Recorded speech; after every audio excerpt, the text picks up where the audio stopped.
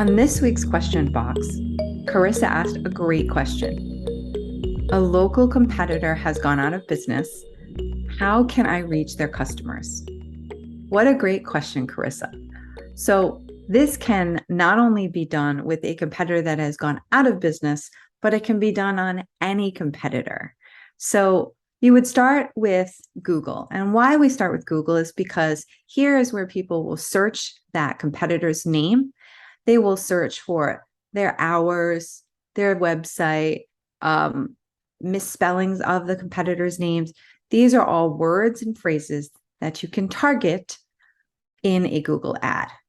You would also want to set up the ad to be in the geographic area of your competitor. Now, this is important because it will, again, keep you from overspending. But again, for a local business, this is going to make sure that you're getting the local traffic that you're looking for. The thing that you want to make sure that you're doing is that if you're doing this and it is a competitor that is currently in business, this is a very common practice on Google Ads. You are allowed to advertise on your competitor name.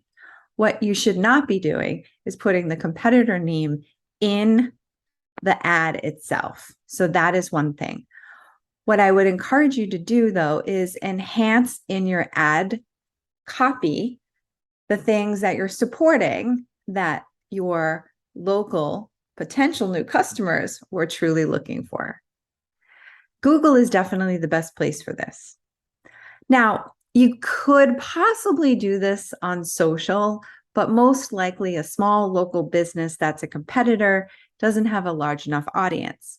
However, for those of you who are interested, you can target on business types on Facebook. Again, you can geo-target your audience, but if a business is large enough, then you absolutely can select the business name in the interest type for customers, and that way you're targeting people who are interested in that business name.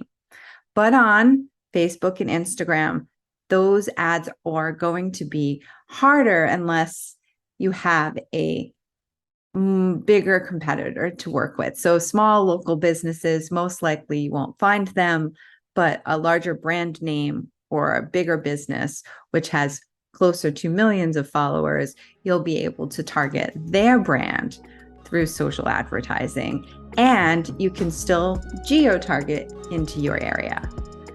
So hopefully this gives Carissa some ideas and you some as well. If you have a question for our upcoming questions box, be sure to submit it at technologytherapy.com. Thank you so much for watching.